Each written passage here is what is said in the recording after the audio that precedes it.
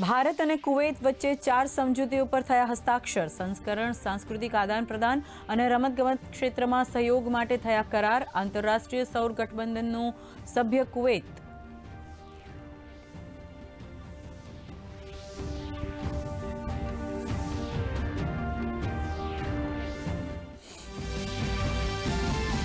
પ્રધાનમંત્રી નરેન્દ્ર મોદી કુવૈતના સર્વોચ્ચ સન્માન ધ ઓર્ડર ઓફ મુબારક ધ ગ્રેટથી સન્માનિત. પ્રધાનમંત્રી નરેન્દ્ર મોદી અને કુવૈતના પ્રધાનમંત્રી વચ્ચે થઈ દ્વિપક્ષીય બેઠક. કુવૈતના અમીર સાથે કરી મુલાકાત.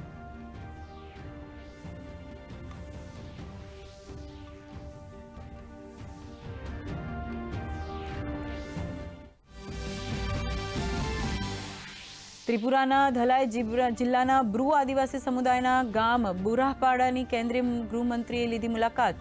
40 વર્ષ બાદ સફળ થયેલા પુનર્વસન અંગે વ્યક્ત કરી ખુશી.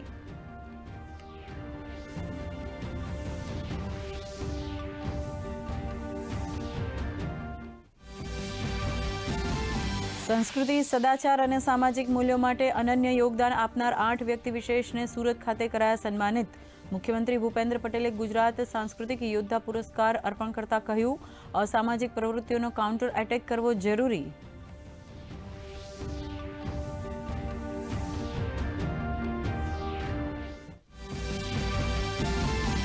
એનસીબીની મોટી કાર્યવાહી. આંતરરાષ્ટ્રીય ડ્રગ્સ સિન્ડિકેટનો કર્યો પર્દાફાશ. 2 કિલો કેટામાઇન જપ્ત. 3 નાઇજીરિયન નાગરિકો સહિત 4 શખ્સોની ધરપકડ.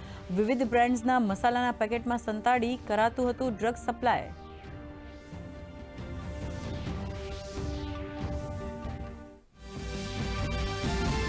રાજ્યના 754 કેન્દ્રો પર યોજાઈ રાજ્યવેરા નિરીક્ષકની પરીક્ષા. 300 જગ્યાઓ માટે 1.85 લાખ ઉમેદવારો આપી રહ્યા પરીક્ષા. પહેલી વખત પરીક્ષામાં બાયોમેટ્રિક સિસ્ટમથી અપાઈ એન્ટ્રી. ઉમેદવારો માટે સ્પેશિયલ જીએસઆરટીસી બસોની કરાઈ વ્યવસ્થા.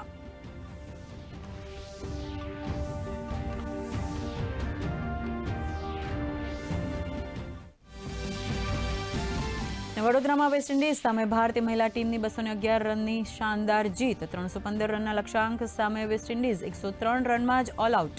રેણુકા ઠાકુરે ઝડપી 5 વિકેટ.